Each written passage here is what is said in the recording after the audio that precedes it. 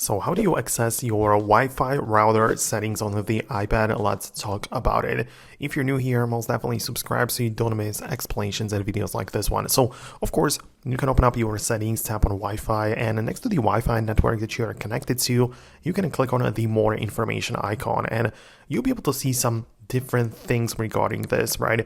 The auto join or password, you can change some different things for a private Wi-Fi address. You can configure the IP address and some like these settings which are related to the Wi-Fi and how your iPad like interacts with it. But it's not really that deep. If you want to really just go to the router actual settings, you need to go to the web browser and type in the IP address of your Wi-Fi router. You should be able to find it somewhere on the body of the router or on the box or in the manual, right? It is going to be something along the lines like 192.168 and that kind of stuff.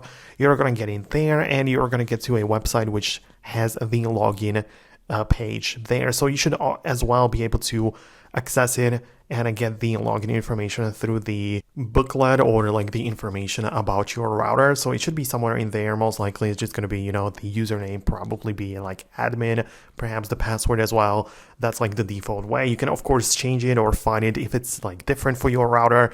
And you're going to get to a page where you can change the settings. Like you can change the DNS settings and set up some of the filtering there, whatever else might be going on. You'll be able to see the devices, but it's all done like this. So obviously I cannot give you the specific stuff you need to find it for your router, but that's like the general approach. So let me know in the comments below if you managed to make it work. Hit the thumbs up and subscribe so you do not miss videos like this one, and I'll see you later.